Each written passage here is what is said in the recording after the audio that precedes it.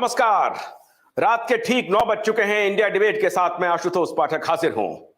दोस्तों, मैं आज आपके सामने एक ऐसे मेहमान को पेश करने वाला हूं जिन्होंने पूरी दुनिया में भूचाल ला दिया है।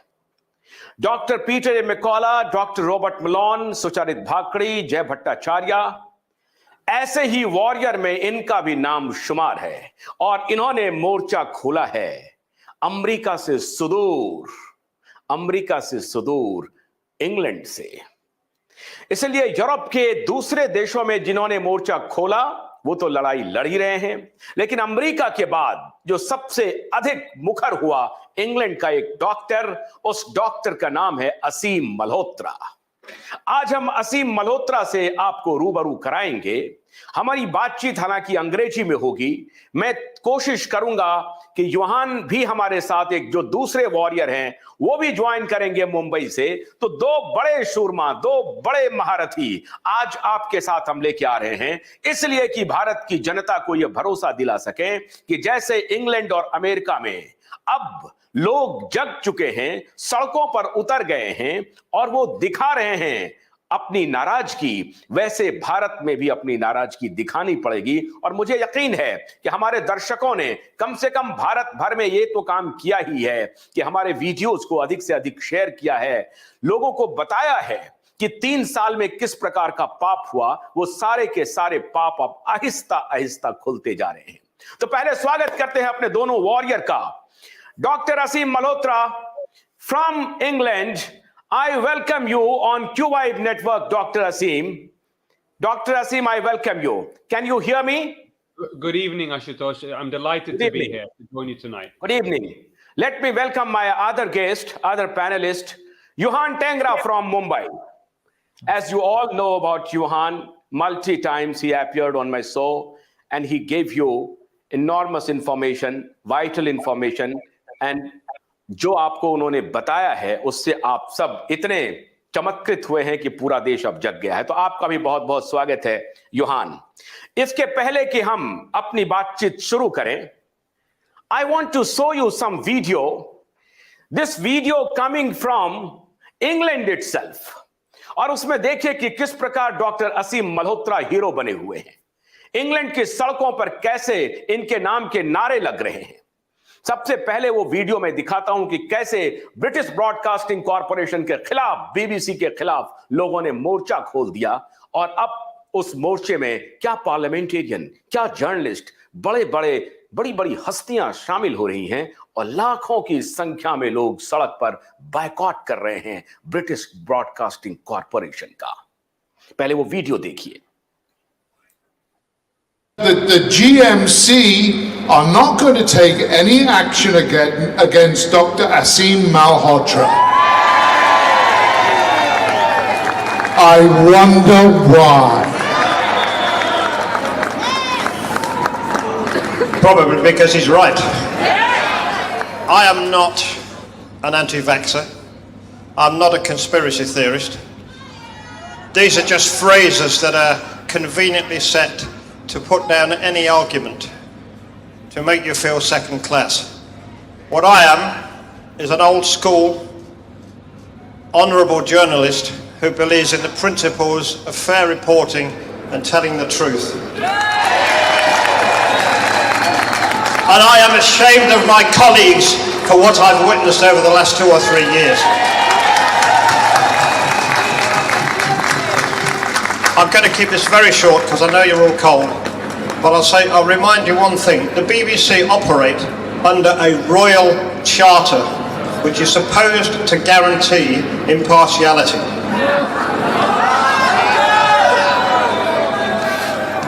Instead, we've seen collaboration between governments, media and big tech. It's anti-democratic, it's anti-free speech, and it's very, very dangerous. I accuse the BBC of breaching the charter under which they operate. Instead, they've conscientiously, consistently, and in collusion blocked free speech, blocked one side of the story, and we've all witnessed today what a terrible effect this is having and will continue to have until they speak out. People, keep it going. Dr. Aseem, we are also feeling shame here with our fellow journalists, so-called mainstream compromised media. And at least on the street of London, someone has the courage and they came out and they spoke for you. So let me clap for you, Dr. Aseem Malhotra, that you have done a splendid work. Now, we are starting our discussion.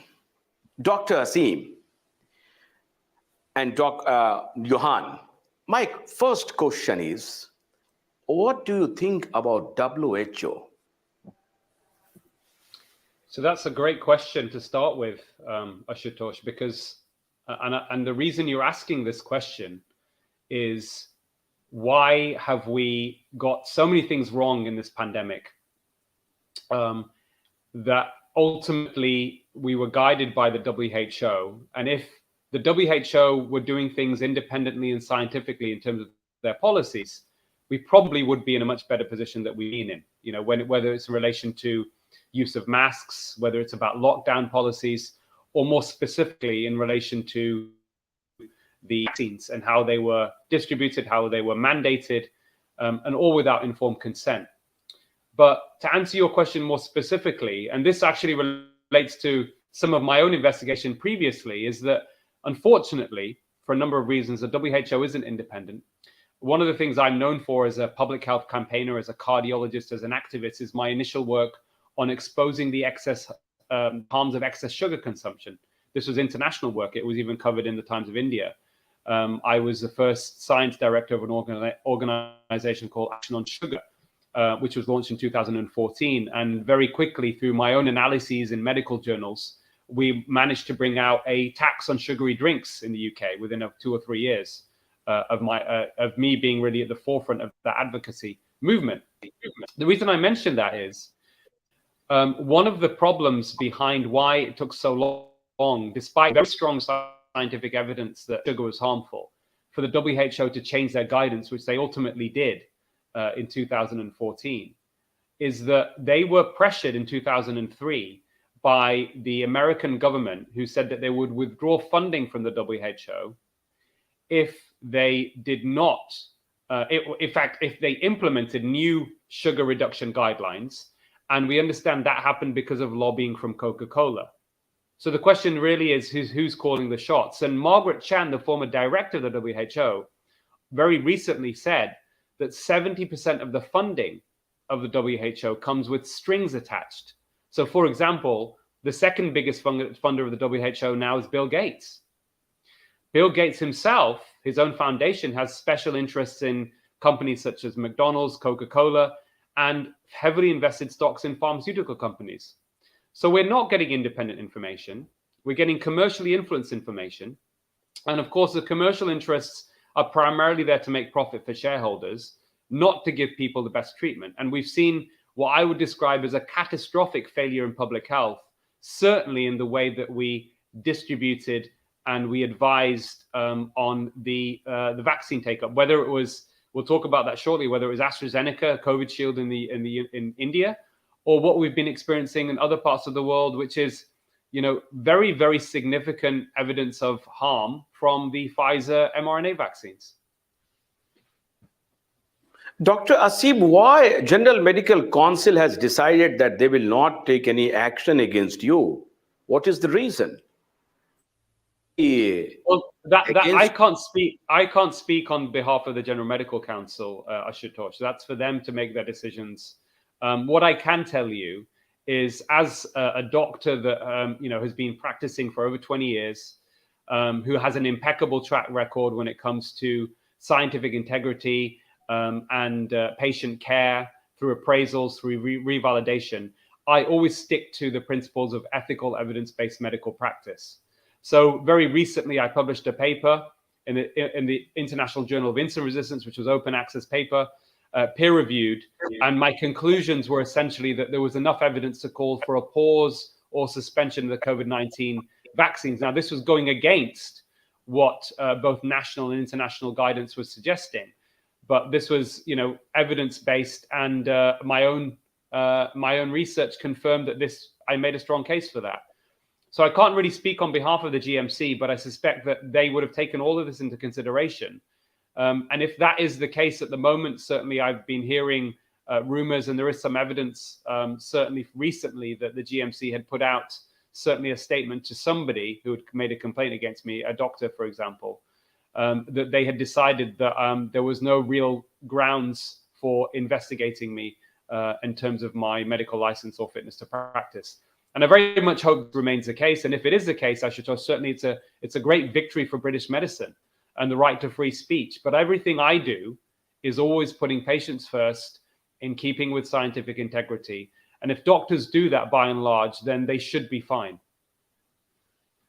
Doctor, somebody is saying that this pandemic was all about RT-PCR pandemic. What is your opinion? Sorry, I don't get the question, Ashutosh. What is your opinion about this pandemic? Someone says that this was a pandemic of RT-PCR testing. Oh, right. Okay. I'm guessing from your question, you mean as in, was this pandemic overblown, and was it all based upon maybe a faulty testing? So first and foremost, to answer the first part of the question, the rhetorical part of the question, listen, there's no doubt, Ashutosh, that it was a new situation. When the COVID pandemic started, towards the end of 2019, beginning in early 2020, certainly the virus, the Wuhan strain, was particularly devastating in the elderly and older and vulnerable groups. There's no doubt about that. The response, of course, in retrospect, probably should have meant that we had focused protection. We should have done everything we can to try and optimize the immune function of those people that were vulnerable, and to try and keep them as well protected from the virus as possible for as long as possible. And I think most people agree with that. Part of that process was the testing of obviously confirming COVID tests and all that kind of thing. And of course, there is some data suggesting there were a lot of false positives and even some false negatives. So the question is about the accuracy of the testing, and then how that testing was used even to restrict or to help people travel.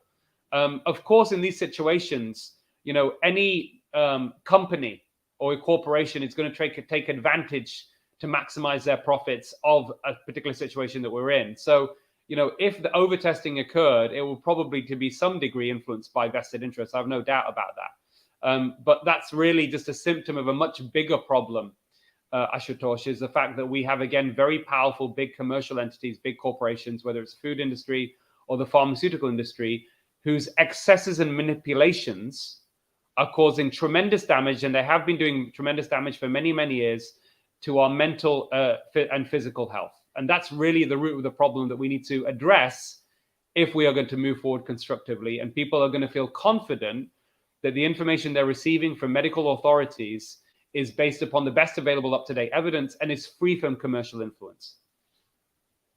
You're saying that out of some crisis, pharmaceutical company found some opportunity, and they started minting money by this RT-PCR faulty test. It's very possible that that was definitely something that was exploited.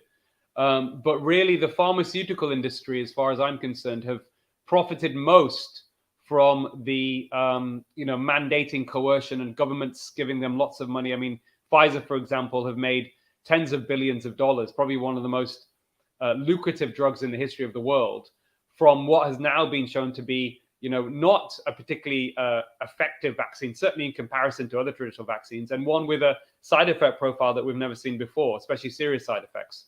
So that really sums up the issue. We've got a vaccine which has quite poor efficacy, has unprecedented harms, but becomes the most lucrative. And that really sums up the problem, Ashutosh. I saw a few reports where you were supporting earlier vaccine. How made you, and how you changed your mind? Well, I'm a big supporter of traditional vaccines, Ashutosh. There's no doubt about it. I mean, I've got, I'm a the son of two doctors, two general practitioners who trained in India. My parents moved to the UK when I was 1 year old. So, my left arm is covered in scars. I even still have a big scar from smallpox. But let's just give some context here. Smallpox was a very deadly disease with a mortality rate of 30%. In other words, almost 1 in 3 people who contracted smallpox died. But by the 1970s, after much trial and error, an effective vaccine was produced that really had true 95% efficacy. And effectively, the smallpox was essentially eradicated. And that would have undoubtedly saved many, many lives, probably one of the greatest achievements of modern medicine. And if you look at the traditional data on vaccines, they're responsible for saving probably 4 to 5 million lives a year globally. India is a country, certainly developing countries or middle-income countries certainly are the ones that seem to get the biggest benefit. So that hasn't changed, Ashutosh, in my mind at all. And for that reason, when you look at all of the drugs we prescribe in medicine, and you're speaking to somebody that's been at the forefront of highlighting excesses and manipulations of drug industry for many, many years, I did not even believe the possibility that a vaccine could do this sort of harm in this sort of scale. Again, giving you context, Ashutosh, traditional vaccines probably cause a serious adverse event in maybe 1 or 2 per million people. And now, certainly with the Pfizer vaccine, we see almost 1,000-fold increase in the serious adverse events. 1,250 from a randomized controlled trial reanalysis. So this is something we never predicted. And at the very beginning, I didn't, certainly amongst most people, couldn't predict this sort of problem happening. I don't think hardly anybody really could have predicted this. I know people were suspicious. It was new. They were fearful and distrustful of government. It was rushed and they wanted to take their time. And I get all that. But there was no real good, strong evidence at the very beginning that this vaccine would cause significant harm. So I took it with the best intentions, but certainly at the time, certainly with very rational reasoning why I took it. And I also convinced somebody you may know in India, is a film director in the UK, Indian origin, Gurinder Chadha. So I convinced her to take it after she was vaccine hesitant. I then discussed vaccine hesitancy on one of our programs here, a primetime breakfast program called Good Morning Britain. And that was in February 2021. And of course, then the situation changed over time. My dad suffered a sudden cardiac arrest in July. His post-mortem didn't make sense to me. And then towards the end of 2021, good, reasonable data started to emerge from different parts of the world that suggested there was a possible link with the vaccine and heart attacks and that kind of thing. So that's when I started to really reanalyze the data. And of course, then we've come full circle. I wrote a critical analysis of the data. And because the serious adverse events are so significant, probably at least 1 in 800 from the Pfizer vaccine, I decided that there was enough evidence for call for suspension. I think the good news as well, Ashutosh, is by this time, certainly now, the circulating Omicron strain doesn't seem to be any worse than the flu at best, which is good news. So this is a time where we can make a pause. The one thing that really shocked me, if you'll allow me to continue, Ashutosh, is which is something I only discovered very recently, and that is that we had in the summer, certainly in the summer of 2021, we had effectively stopped using AstraZeneca vaccine in the UK. And the reason we stopped using it is because after 9.7 million doses, there were 800,000 yellow card reports. In other words, there were reports from people who were suffering anything more than mild side effects, okay? People don't normally fill these cards unless there's something significant, they feel quite unwell. But on top of that, there were, a lot of reports coming out of people, even young people dying of strokes, heart attacks, bleeding problems, that kind of thing. And in effect, although it wasn't publicly announced, it was suspended in effect. But what shocked me, and this is, again, it was not something I was paying attention to. I know the Indian government rightly refused Pfizer indemnification against, being sued or offering compensation if their vaccine caused harm. So therefore, Pfizer wasn't used in India. But they carried on using the AstraZeneca vaccine in the form of COVID shield. And for me, this is absolutely shocking. And really, this needs to be investigated. I called, I mentioned this recently in a debate discussion I had with Barka Dutt, a number of doctors. And we couldn't get a clear answer behind why it continued to be used in India. Was there not communication going on? And also other European countries stopped using it as well, including Denmark. Did they not communicate this to India? I'm really confused. Maybe yourself and Johan can enlighten me a little bit more on that. Here, doctors are saying that people are dying because of sudden cardiac arrest. It's all because of long COVID. It might be the effect of COVID. No, so listen, if you being a good scientist, every possibility has to be considered, Ashutosh. But I looked at this data quite clearly, certainly mild COVID, okay? So if we start with mild COVID, most of the analyses have shown there is no increased association with heart problems at all. In fact, one recent publication in BMJ Heart actually showed the opposite. People who are not hospitalized with COVID had a lower risk of a heart attack. Let me repeat that. People who are not hospitalized with COVID had a lower risk of heart attack. Now, that is unusual, and it may be what we call a random finding. But the point is, mild COVID is not associated with any significant increase in heart attacks. Now, long COVID, separately to that, hasn't been shown to be more prevalent than any other post-viral fatigue syndrome that has existed for, decades. Okay, and I do have a patient with long COVID, but this is a patient that was hospitalized initially.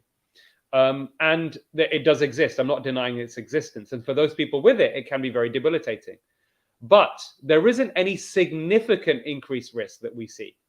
But we do have data, which is very strong. Certainly when I look at the Pfizer vaccine data, and of course the AstraZeneca original data when the vaccine was suspended, where you show very clear links with very, very strong evidence and good quality data with the Pfizer vaccine and heart attacks, myocarditis, sudden cardiac death, for example. So any of these claims are either a mistake or they are being fueled by the very companies that don't want us to know the full truth about the safety of their vaccines. And I don't say this as some kind of conspiracy theorist or trying to suggest something that it doesn't have a precedent. A lot of my work originally was, when I looked at the sugar industry, was looking at the tactics of big corporations. And, it was 50 years between when the first links between smoking and lung cancer were published before we had effective regulation. And everybody really knew the harms of smoking in relation to not just lung cancer, but heart attacks. And one of the things that one of the tactics of the industry, the tobacco industry, was actually influencing and buying the loyalty of influential scientists who would publish articles, even in medical journals, saying that smoking wasn't the cause of heart attacks. It was stress. People who are stressed smoke, and it's just a surrogate. It's actually the stress that's causing the heart attacks, not the smoking. So these sorts of tactics are well known, Ashutosh. This is what they do. Corporations, to protect their interests, they deny any links with harm. They confuse the public. They plant doubt, and they buy the loyalty of scientists and powerful political allies as well. Johan will start asking you a few questions, but before that, I'm having a few questions more for you. Doctor, here few pharmaceutical companies are claiming that their product is 100% safe. And our warrior, Johan, is fighting case against one of the pharmaceutical company like Covishield, a Serum Institute. What is the response in England? How the adverse event reporting status? What is the status of adverse event reporting in England? Because we are not having a proper adverse event reporting system at all. Johan is giving some document to quote that how much people died. I can tell you, Ashutosh, I can tell you with Covishield, or specifically AstraZeneca, we had 800,000 adverse events reported on the yellow card scheme after 9.7 million doses.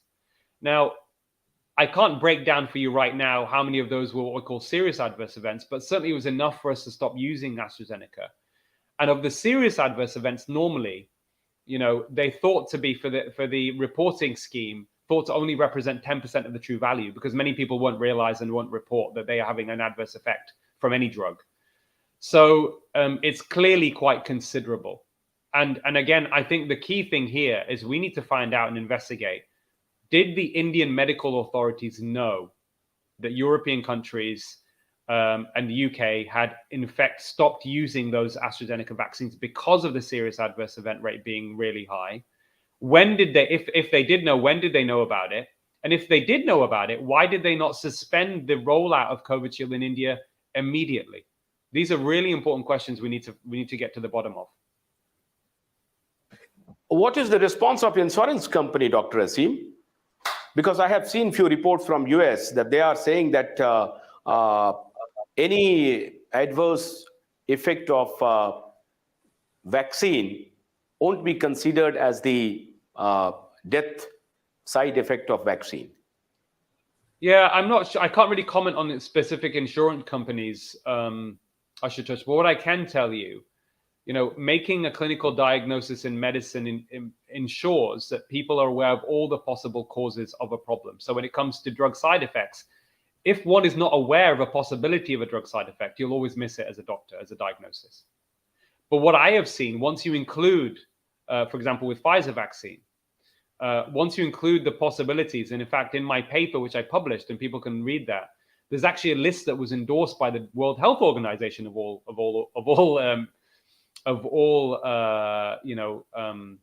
organizations, where they actually list every single possible side effect that could occur that which is serious. And this list was endorsed when the vaccines were rolled out. And we look at that list, anything and everything that could go wrong with the heart, Ashutosh, is in that list. And that's what we're seeing. Now, the problem is if a doctor, again, isn't aware, even if it's a rare complication, we learned in medical school, even the rarest of diseases, any doctor listening to this will know that. And the reason we learn about a rare disease, which may only be prevalent in 1 in a million people in the population, is if you're not aware of how that disease manifests itself in terms of symptoms, the clinical history, you'll always miss it. If you're not aware of the disease, you'll always miss it. We can apply the same principles when it comes to vaccine side effects. But because many doctors are still under the illusion, the false illusion, that these new novel vaccines that have been used are as safe and as effective as previous vaccines, they are not going to acknowledge the possibility of these very common serious adverse events happening, whether people suffering heart attacks, sudden cardiac deaths, strokes, or anything else.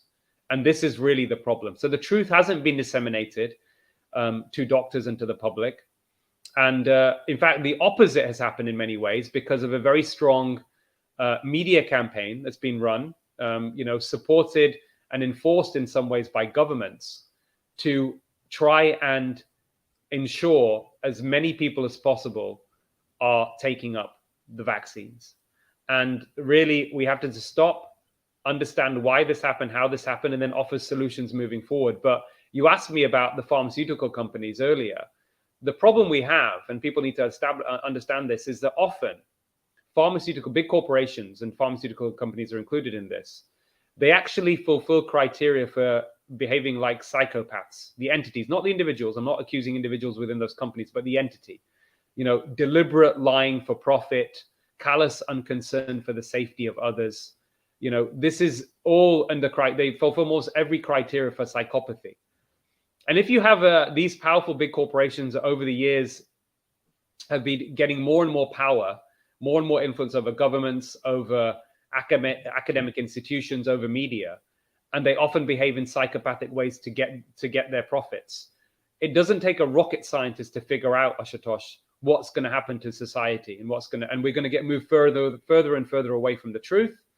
And of course, that is the very opposite of what it means to try and live the life that people want to lead, where they can have optimal mental and physical health. And I could say this obviously with a doctor's hat and from a medical perspective. So doctors are making clinical decisions in general quite often on biased and corrupted information for their patients. And therefore, at best, you're going to have suboptimal outcomes for the patient. And at worst, you're going to do harm. And that's exactly where we're at right now. Johan has been, in fact, our teacher, and he informed us many things. But today, I think that he will start asking you few questions. So let you start, Johan. Dr. Aseem, really, really nice to connect with you. I'm so proud of you and the phenomenal work you've been doing, going on BBC, going on Fox News, going on Russell Brand's show, just educating the world about the vaccines and all the damage they've been causing. So really, heartfelt salute to you for all of your work that you've been doing. Thank you, Johan. It's a team effort. It's a team effort. Yeah, I just want to comment on some of the things that you were mentioning. Firstly, is the WHO corruption. So this ties in very well to the RT-PCR point that Ashutosh was trying to bring, and it also ties into the point that you were talking about, where you were saying that companies generally, I mean, like the tobacco example you mentioned, when we were seeing like increased risk of heart events or strokes and stuff with respect to smoking, the industry was trying to deny it, blaming it on really obscure causes.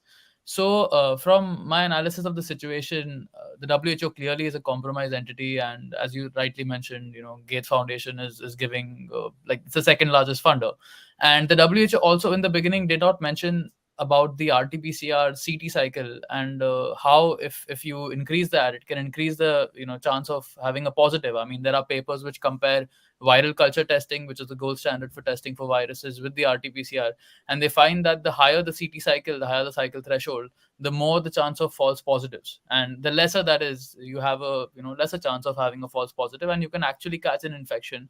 Whereas if you really increase the sensitivity, then you might catch some viral fragments. The WHO probably knew this, but they came out almost a year, like after the first wave had passed, even I think way into the second wave, they came out with a statement saying that yes, the RT-PCR CT cycle can affect the false positive rate, so they issued advisory to countries based on that.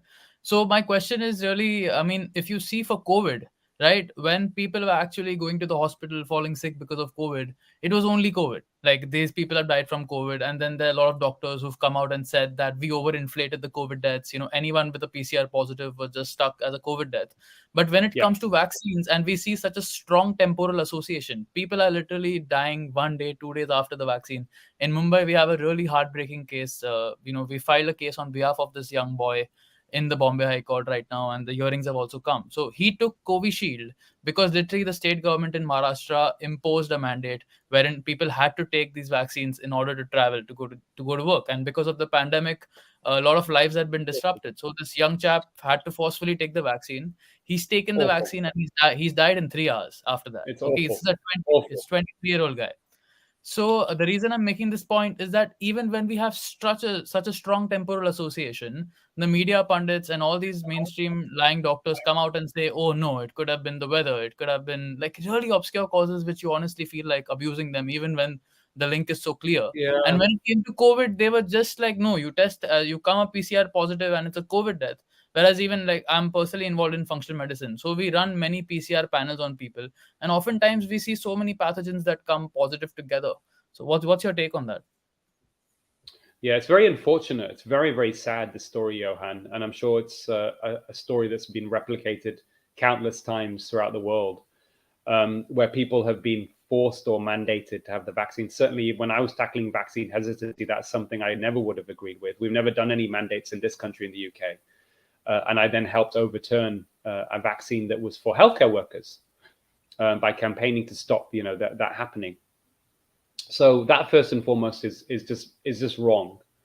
We should never, any medical intervention should never be mandated.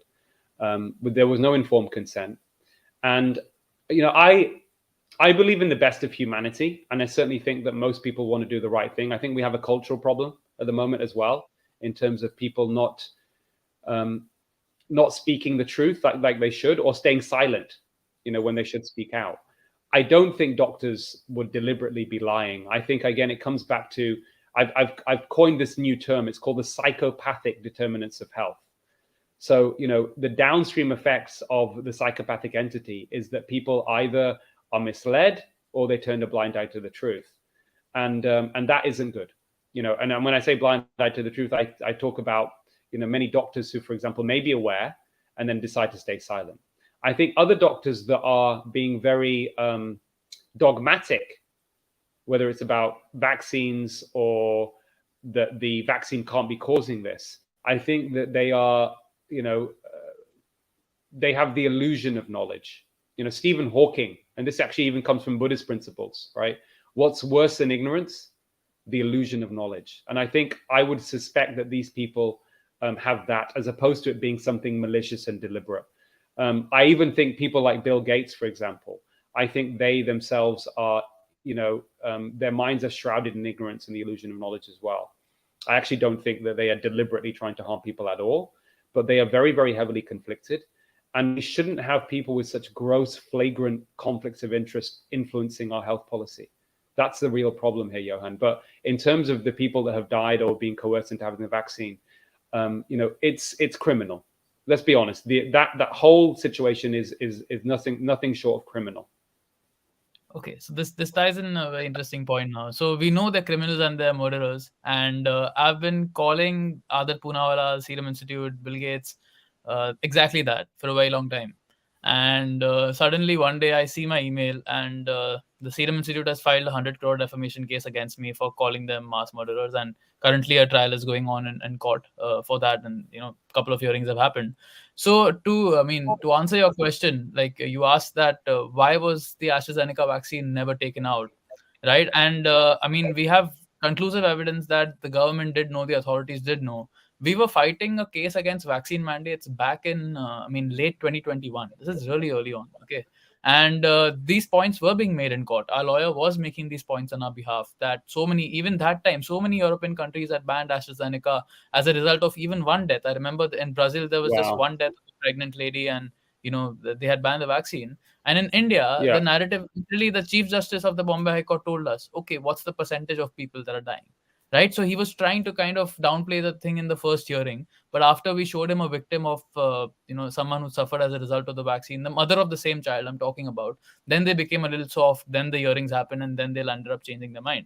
So the issue really ties into the adverse event reporting system. Well, congratulations on overturning the mandates. Thank you. Very, very good. That was a long struggle, but thanks to our dedicated team, our lawyers, Advocate Nilesh Oja, he really fought very hard in the Bombay High Court, and Advocate Prashant Bhushan also, who is working with us, he fought in the Supreme Court, and we overturned the mandates after a year-long struggle. So that's a story in and of itself. But the point I was making is that you rightly mentioned that there's massive underreporting in the adverse event system. Like you were saying that even in UK, if you're seeing so many adverse events, so many of them are going underreporting, and it's just capturing maybe 10%. In US, you have, I think, there's a study that showed that the VAERS system is just capturing 1% of adverse events. You can just imagine if that is the case in UK. Okay, so I have this like quick analysis that we even presented to court. This is compiled sometime early 2022, late 2021. We compiled data just showing comparison of UK and India. Okay, so in UK, 25 million people received the AstraZeneca shot, and the number of deaths that time in the reporting system was 1,138. In India, 740 million people received Covishield, and the number of deaths are 850. Right? How does that make any sense? This is, even when this data it's likely inaccurate. It's likely inaccurate, Johan. Absolutely. No, and India has not been very good traditionally at collecting data anyway, for lots of different reasons. Some of them practical, and therefore, in my view, Indian governments and certainly the judiciary should have been looking at the data from abroad to make their decisions about India. Right. So when we presented this data, and it was very clear to see that there is underreporting. In fact, even the head of the AEFI committee out here, Narendra Arora, he recently admitted an article in Scroll where he was shown the AEFI rates in other countries and out here, that he said that, yes, this is likely a result of underreporting. And even a journalist called Priyanka Pulla, she wrote an editorial or an opinion piece in the British Medical Journal about India's underreporting problem when it comes to adverse events. We personally know so many victims, who've had taken the vaccine, someone in the family's taken it, something's happened. They've gone to the center. They've literally gone to the place to report it. It's very rare, firstly, that people even made the connection, because these government bureaucrats who are in the pockets of these pharmaceutical companies, they came out and gave these narratives like the vaccine is 110% safe, against which also we've done cases and made them parties in our petition. But because of these kind of narratives, firstly, people didn't even make the connection. Then the people who made the connection, when they went to report the adverse event, the person over there told them, no, it has nothing to do with the vaccine. So the event doesn't even land up getting captured. So because of these kind of systemic problems, we've not had the numbers really show up in the adverse event system out here, which has also been a little bit of a challenge when we're going to court and we're presenting data, because we don't have that kind of Indian data in the systems to show that. Which is why when you went on Barkha's show, these people are just conveniently spinning these narratives that the vaccine is safe and the adverse events are minuscule and tiny, and they're spinning this false narrative that the vaccine saved millions of lives. I think it was a paper in Lancet that was published where based on a mathematical model, they concluded that the vaccine saves so many lives.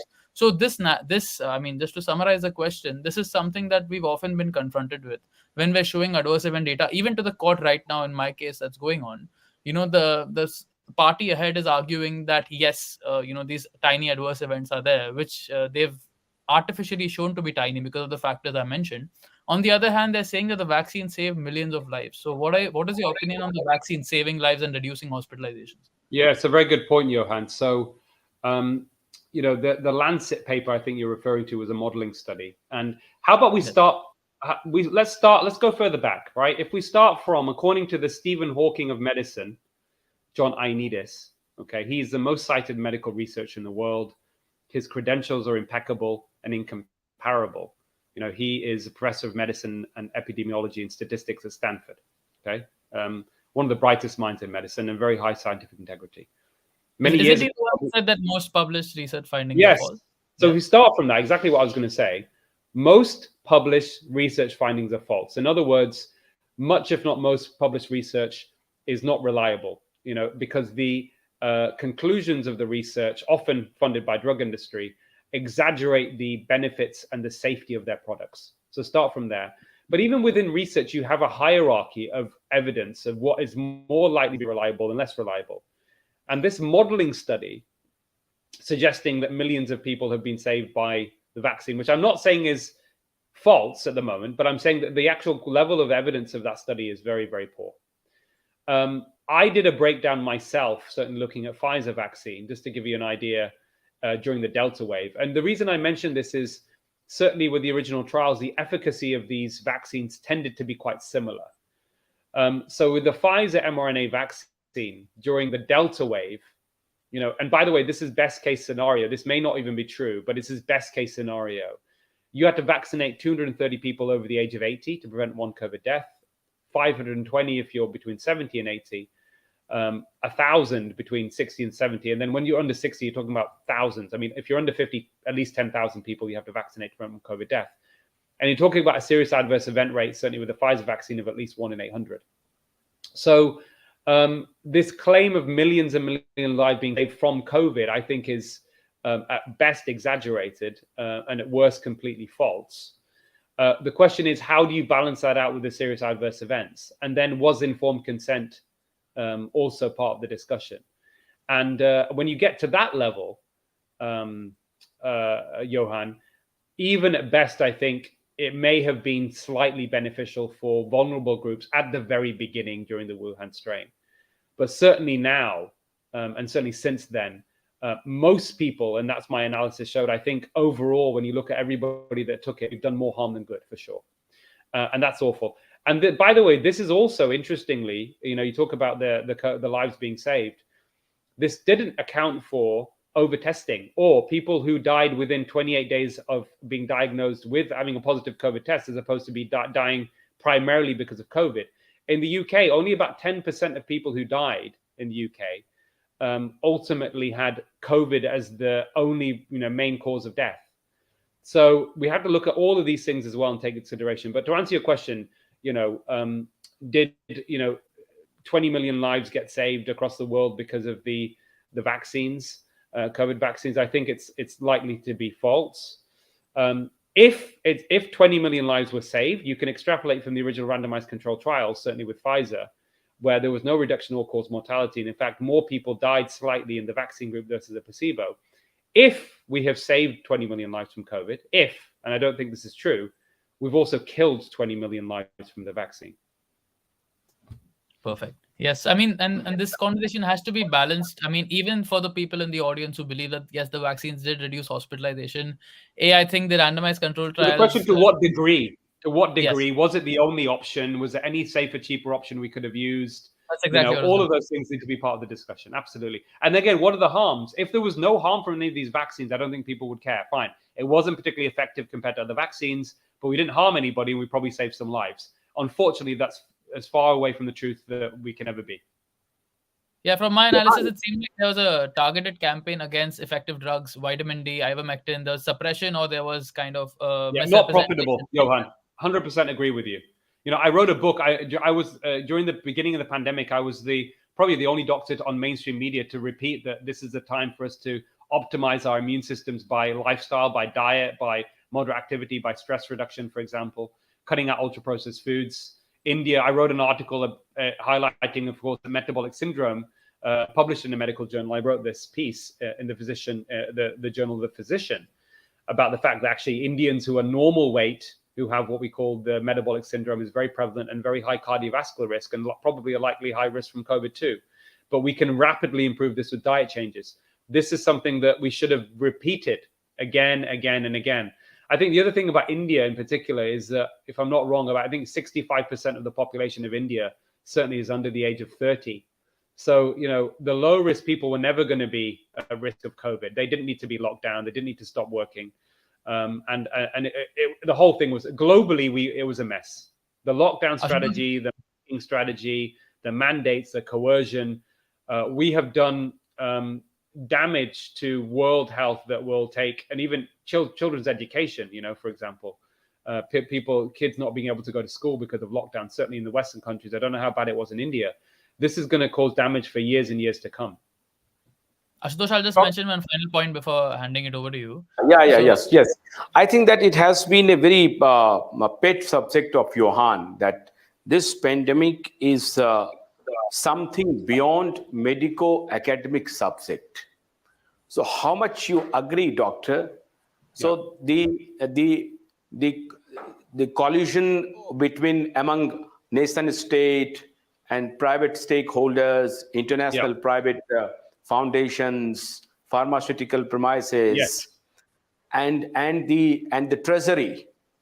So I think that the pharmaceutical company, they thought that they should exploit the treasury of nation state, and they planned everything.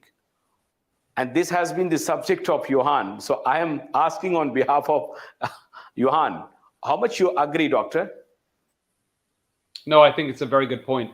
So what I would say is that, you know, if we go to the legal entity that is the corporation or the pharmaceutical industry, they have a legal obligation to produce profit for the shareholders, not to give you the best treatment.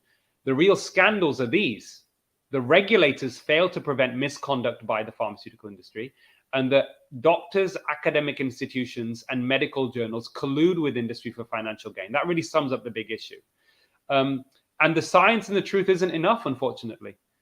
Opposition from vested interests needs to be overcome. What we are doing in this campaign, all of us together now, is we are highlighting a gross justice where people are losing access to the truth. And and the way to make the change happen is make the injustice visible. Who taught us that? Mahatma Gandhi. If you want to change the world for the better, make the injustice visible, because people want the truth. Most people want to do the right thing. They're just not aware of it. Most people don't know what's happening, and they don't even know that they don't know. So the key to overcoming this problem for the future and transforming the system is through this process, through this conversation, through fighting, being courageous, speaking up, willing to take some hits in the process. That's part and parcel of it, you know, of this journey. But we are really fighting for the future of our health, our children's health, for humanity. And I would conclude with this: the science alone is not enough. Opposition from vested interests needs to be overcome. So don't you think that the world has completely divided now? So I'm just bringing the name of Elon Musk. I think that the time when Elon Musk bought Twitter, I predicted that this war is going to be more effective, and many more interesting things will come up. And after that, now a voice like yours is coming in front of the world. Otherwise, I don't think that you would be seen. So don't you think that a war between Musk and Gates is going to be more widened? Well, I don't know about that, but I think that what Twitter has done, Ashutosh, which is good, certainly through Elon Musk taking over, is a lot of the suppression of information that before we were able to get things out through social media. That's another issue, right? So Facebook partnered with drug company Merck to control vaccine misinformation on their platform. They were shadow banning people. I was suspended several times for calling out, misinformation on the vaccines. And and what Elon Musk has done is he's allowed basically open season, that we can now express these, more people can speak out, and there's more freedom of expression. And I think people are suckers for the truth, and many people who have been suppressed for a long time are now coming out and using Twitter, whether it's the Peter McCullers of this world, Robert Malone, who was suspended. And certainly myself, when I put out the video on me being on BBC, that I think has certainly on Twitter alone, it's got over 20 million views. And I think through other channels, probably in the 40 or 50 million type category. Because people are suckers for the truth. And if you speak truth and you speak with passion, people can see it as human beings. I think intuitively we recognize it. I think people know something's been going wrong for a long time. And I think this is a really positive step forward. And I think this ultimately what we're leading towards is the bubble bursting of this corporate capitalist tyranny that has been really engulfing us for many, many years in many different ways, not just with the drugs, but also with the food industry. So reaching that tipping point, Ashutosh, I think it's important that we keep fighting for it. And the alternative is that we are going towards a world that's taking us towards hell. It really is. Societies to function, to flourish, people need to be able to trust each other. And you can only trust each other if people feel that they can speak out the truth and the truth is being told to them. And if that doesn't happen, if we keep going in the opposite direction, it's going to be a mess. It's going to be very, very bad for the society, for the world. The people like you, of strong and highest credential and a world-famed doctor, when you stood up against all this drama, how your family responded? Well, unfortunately, all my family, my immediate family, have passed now. Ashutosh, my dad died from a sudden cardiac death in July, probably because of the Pfizer vaccine. So I'm his only advocate. My mother died only a few years earlier. I had a brother that died when I was young. I have very close extended family, all parts of the world, whether it's California. These are mainly on my dad's side and some on my mum's side in Delhi. In general, they've been quite supportive. Absolutely. I think at the beginning, certainly when I started talking about the vaccine, they probably thought I was crazy. But I think with time, as listen, you've got to understand that, changing, people have been so indoctrinated, and also by fear, that certainly indoctrinated the vaccine is safe and effective. You've got to also understand the human condition, Ashutosh. Changing one's mind is one of the most terrifying experiences a human can go through, right? And people have been, and many people are still in that situation. So it will not happen overnight necessarily that people change their mind, but incrementally, through people hearing the facts being repeated. But also, I think it's important. We have a duty and responsibility on our side as well to engage in conversation in a compassionate way. I think, screaming and shouting or name calling, I don't think that helps. I don't think it gets anywhere. And, we've all probably had our own friends and family where we've got very different opinions on this. But, it takes, I think if other people are name calling and saying things towards us on this side that we are conspiracy theorists or we're spreading misinformation, I think it's important that we maintain our dignity. They go low, we go high. Gandhi espoused non-violent passive resistance, not just in action, but in words as well. And we see how that works. It takes time, but we will get there. I think that you must not be knowing about Johan, but I and my viewers, he is a hero for us. So I would ask Johan, when you started this campaign, when you stood up against these barbaric event, how your family responded and how much support you got on the street of Mumbai? It's a very long journey. Actually, it started 8 years back when I woke up in college after a breakup. I woke up to just questioning everything in the world. So I started questioning the mainstream medical system. I started questioning politics, larger international affairs. I started looking for truth. I just developed this quest for truth. And over time, what I noticed is my friends started leaving me. Even in the family, there wasn't that kind of outright resistance. So I was thankful that at least my immediate family was supportive in the beginning. But even from them, there was a kind of push that, okay, Johan, you manage a career and then do all of this on the side. Whereas the kind of information that was hitting me and the impact it was having, I mean, I was reading about some of the stuff that's happening now 8 years back. So I really want to do something about it and make it a full-time thing. And that's something my parents took a while to understand, but they did come around, thankfully. So that is just in my immediate family. I mean, other than that, like a lot of people just fell out of my life and my life started fresh. That was my journey. And ever since the pandemic hit and we started Awaken India movement, we've grown strength to strength. We started with 50 people, then it became 100, then it became 200. And then when we did a huge protest last year, we had 2,500 people, which is a lot for India because we don't typically have that culture. I mean, Aseem, like in London, you have this information, especially like spreading awareness about, vaccine risks and, people in power just conspiring to bring about certain outcomes. That's been there for quite a while. So you guys have quite a large community of people who's thinking about these issues and, challenging them. But in India, we had to start from scratch ever since the pandemic began. So we've reached a really good place now where we have lawyers, we have eminent journalists like Ashutosh himself helping us to get the word out to a large number of people. He has his own OTT platform and he's planning to scale up more. We have a lot of content creators. We have a great, a host of legal people who are helping us in the Supreme Court and High Court.